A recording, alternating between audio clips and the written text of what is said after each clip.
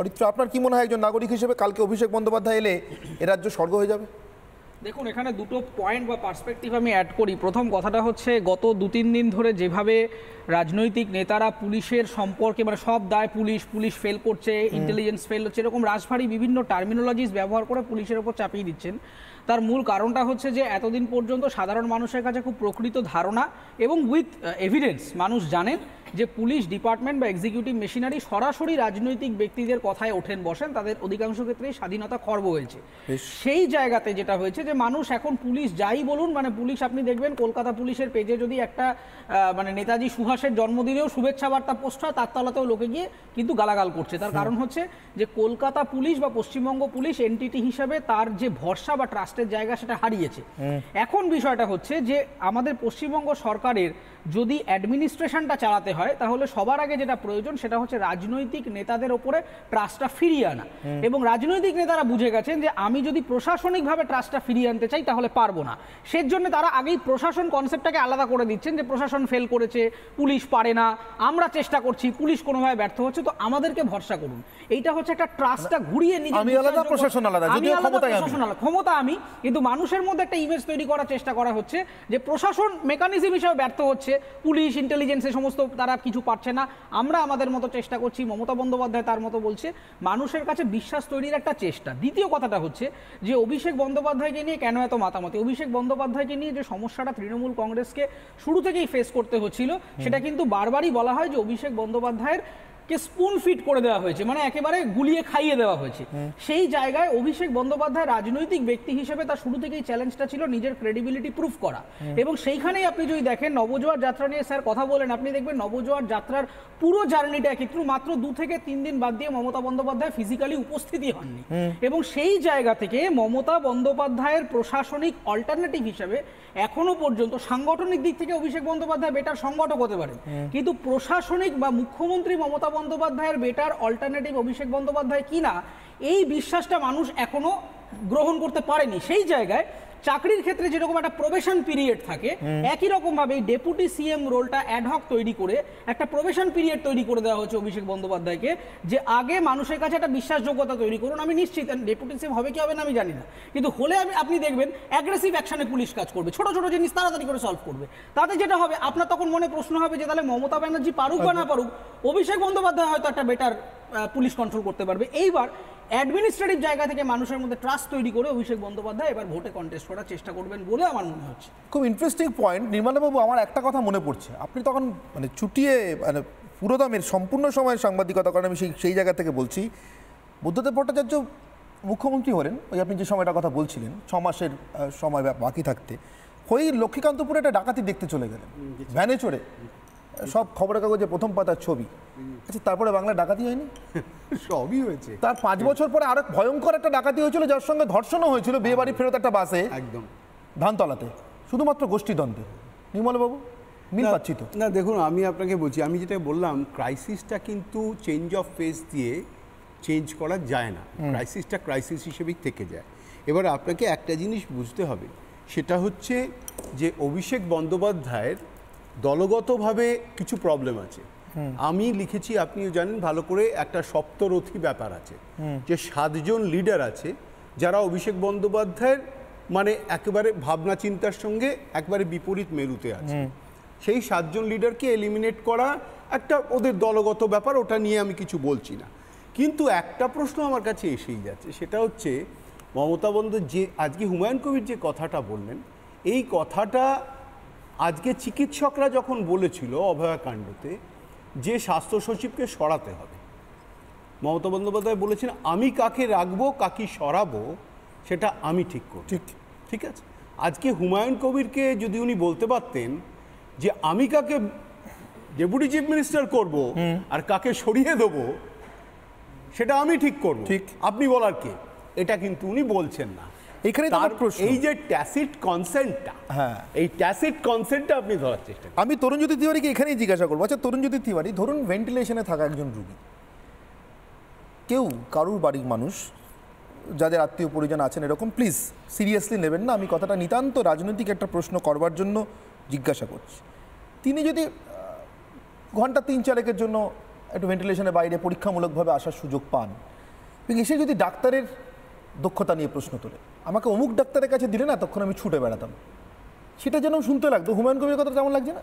না না, দেখো হুমায়ুন কবির মানুষ তো এন্ড অফ দ্য ডে, যাই হোক ওনার বিশ্বাস রাজনীতি যাই হোক, মাঝে মাঝে মনুষ্যত্ব জাগে মানুষের মধ্যে। ওনার হয়তো মধ্যে মনুষ্যত্ব জেগেছে যে আমি 30% হিন্দুকে কেটে ভাগীরথীতে ভাসিয়ে দেবো বলেছিলাম, তারপরও পুলিশ আমার বিরুদ্ধে ব্যবস্থা নিল না, তার মানে নিশ্চয়ই পুলিশ মন্ত্রীটাই অপদার্থ। এই মনুষ্যত্বতা তার মধ্যে জাগতে পারে। দেখো একটা কনসেপ্টটা বেশ ভালো, বেশ মজার কনসেপ্ট, আমার তো বেশ আমি এনজয় করছিলাম যখন থেকে শুনছি বক্তব্যটা। ডাকাতি করছিল একজন, তো ডাকাতি করে সে প্রচণ্ড ভয় ছিল যে আমাকে তো পুলিশ ধরে ফেলবে, তার বেস্ট সলিউশন কি, ডাকাতকেই পুলিশ বানিয়ে দাও। সেরকম একটা ব্যাপার স্যাপার এখানে চলছে, কিছুই না, এটা হচ্ছে old wine in a new বটলের একটা কনসেপ্ট চলছে। যে বুঝতে পেরেছে পরিবারের পুরাতন বৃত্তরা যে আগের মালিক চুরি করতো, ব্যবস্থা হতো, কিন্তু মাইনেটা একটু কম দিত, নতুন ছোটবাবু এসছে, ছোটবাবু চুরির ভাগটা একটু বেশি দেবে, তাই ছোটবাবুকেই চায়। এই নবজোয়ার বলো, ওই দিদিকে বলো, ভাইপোকে বলো, যা যা প্রজেক্টগুলো ছিল, নবজোয়ারে কি হলো? নবজোয়ারে তো বলছো না পঞ্চায়েতের ক্যান্ডিডেট ঠিক হবে, তাই তো ছিল কনসেপ্ট, একটা পেটি রাখা ছিল, নাম আসবে। ফার্স্ট পঞ্চায়েত বলি, কিন্তু তৃণমূলের কর্মী ছিল চোপড়ায়, কারণ তার নামটা ওই পেটিতে এসেছিল। গোষ্ঠীদ্বন্দ্ব এখানে সামনে, নির্মলা বলছিলেন সপ্তরথীর কথা, বুড়োদের আস্তে আস্তে সাইড করা হচ্ছে, এবার যতক্ষণ ছাঁস ততক্ষণ আস। সৌগতবাবু সেটা বুঝতে পেরেছেন, সৌগতবাবু তার জন্য আস্তে আস্তে সাইড পাল্টাচ্ছেন। এই সৌগতবাবুর নির্বাচনে তোমার মনে আছে, ওই অভিষেকের থিওরি অনুযায়ী 65-এর ওপর কেউ কন্টেস্ট করা উচিত না, সৌগতবাবু সেটা কাট আপটা পার করে গেছে। কিন্তু সেই সৌগতবাবুকে আনুগত্য দেখাতে হবে, মনিপ বলে কথা, এন্ড অফ দ্য ডে এরা তো পলিটিক্যাল পার্সন না, দে আর বেসিক্যালি, মানে আমি খুব এভাবে বলছি, চাকর, মানে চাকর মনে করবেন না, একটা বিশ্বস্ত বৃত্ত পরিবারের। তা মনে করছে মালিক যদি আমাকে ছেড়ে দেয়, মালিকের ছেলে যদি আমাকে না দেখে, ভাইপো যদি আমাকে না দেখে, আমি কি করব? ভাইপোর দিকে ঝাঁপ মারছে। দেখো এটা অদ্ভুত জিনিস, আজকে দেখলাম পুলিশের উপর বিশ্বাসের কথা, আমার খারাপ লাগলো। আজকে একটা তোমার সংবাদ মাধ্যমে রিপোর্ট দেখলাম, তোমরাও করেছো মনে হয়, মাথা ভাঙায় একটা অ্যাক্সিডেন্ট হয়েছে। মাথা ভাঙায় একটা অ্যাক্সিডেন্টে 3 জন পুলিশ কর্মী এবং 3 জন সিভিক ইনজিওর্ড। তার নিচে যে কমেন্টগুলো দেখছিলাম, কমেন্টগুলো দেখে না অত্যন্ত খারাপ লাগলো। লোকে বলছে পুলিশ মরেছে, পুলিশ আহত হয়েছে, বেশ হয়েছে, পুলিশ মানুষ না, পুলিশের ওপর এই ভরসা চলে গেছে। তার একটা কারণও আছে, পুলিশের দোষ দিই না আমি খালি, পুলিশের ওপর যারা বসে আছে, যারা কন্ট্রোল করে, অল্পটা বলার চেষ্টা করছিল যে নেতা নেত্রীরা কন্ট্রোল করে বেসিক্যালি, তারা এই পুরো স্কিমটা চালায়। অভিষেক বাবু কোনো ডিফারেন্স কিছু নয়, উনি মঙ্গল গ্রহ থেকে আসেনি, ওই কারখানারই প্রোডাকশন। তো কারখানা যেখানে যেখানে পচা জিনিস তৈরি হয়, যেখানে বন্দুক তৈরি হয়, সেখানে তুমি সিংহাসন দেখতে পারো না তোর বাবা। এই পচা কারখানার প্রোডাকশন থেকে পচাই বেরোবে, অভিষেক বন্দ্যোপাধ্যায় পুলিশ কন্ট্রোল করেই চলবে, এবং সেম জিনিসই হবে পশ্চিমবঙ্গে। এই সিচুয়েশন চেঞ্জ যদি দেখতে হয়, মানুষকে আপনারা বোঝাতে পারবেন? এবার আমি আপনাদের কথায় আসি। আমি জাস্ট একটু থামিয়ে বলছি, নির্মলাবাবু বলেছেন যে যেভাবেই হোক, যে কায়দাতেই হোক, নবজোয়ারের এফেক্ট, মানে ফল কিন্তু তৃণমূল তুলে নিয়েছে ঘরে। একদম আমি বলছি নতুন বছরে নতুন ধাপ্পার এফেক্ট যদি ঘরে তুলে নেয়। না না, আমি আজকের দিনে বলতে তো অনেকগুলো মিউনিসিপ্যালিটি ইলেকশন আছে, বিধানসভা আছে, তারপর ভোট তৃণমূল জিতেছে, ভুল নেই, বিধানসভা তৃণমূল মেজরিটি আছে, ভুল নেই, রাজ্যের মহিলাদের একটা বড় অংশের ভোট তৃণমূলরা পায়, ভোট নেই। দুটো গল্প আছে Anirban, I may sound communal, but fact হয়ে গেছে এটা। পরীক্ষায় পাশ করতে গেলে ধরো 140 পেতে হয়, আর এটা দল খেলা শুরু করছে 30 থেকে, আর যে 30টা মনে আছে তারা মনে করে এরা আমার মসিহা, এরাই আমাকে রক্ষা করছে। 30% প্র্যাকটিক্যাল অবস্থাটা দেখো না, 30% জীবন জীবিকার উন্নতিটা কি হলো, 30% জীবনে কি হলো, তাদের কর্মক্ষেত্র কি হলো, তাদের আলটিমেটলি ভবিষ্যৎ কি, ভাদু শেখ, তারা আলটিমেটলি ভাদু শেখ হবে তৃণমূলে গিয়ে।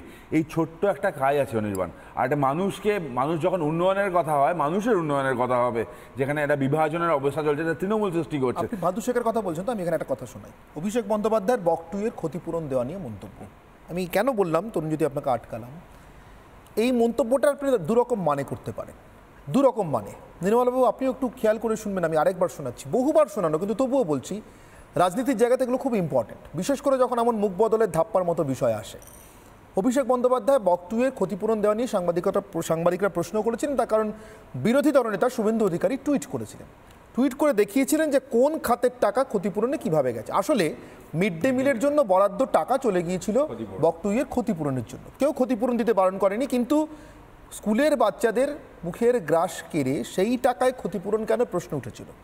যেভাবে উত্তর দিয়েছিলেন অভিষেক বন্দ্যোপাধ্যায়, তার মধ্যে একটা বেপরোয়া ভাব আছে তো বটেই, কিন্তু তখন কিন্তু মুখ বদলের প্রশ্ন আসেনি। এখন মুখ বদলের প্রশ্নে এমন মনোভাবকে আপনি কিভাবে দেখবেন? আগে শুনে নি ঠিক কি বলেছিলেন অভিষেক বন্দ্যোপাধ্যায়, তারপর আসবো এই প্রসঙ্গে। মিড ডে মিল থেকে দেওয়া হয়েছে না কোথা থেকে দেওয়া হয়েছে সেটা প্রশাসনের ব্যাপার। আমি তো মানুষের পাশে দাঁড়িয়েছি। আমার ইন্টেনশন কি? আমি মিড ডে মিল থেকে দিই, আমি ফাইন্যান্স থেকে দিই, আমি ইরিগেশন থেকে দিই, আমি ল্যান্ড থেকে দিই, আমি যেখান থেকেই দিই, টাকাটা তো রাজ্য সরকার। নানা ধরনের কন্টেন্ট দেখার জন্য লাইক করুন, শেয়ার করুন আমাদের ফেসবুক পেজ, সাবস্ক্রাইব করুন আমাদের ইউটিউব চ্যানেল। পাশাপাশি অন্যান্য ব্রেকিং নিউজের জন্য অবশ্যই চোখ রাখুন রিপাবলিক বাংলায়।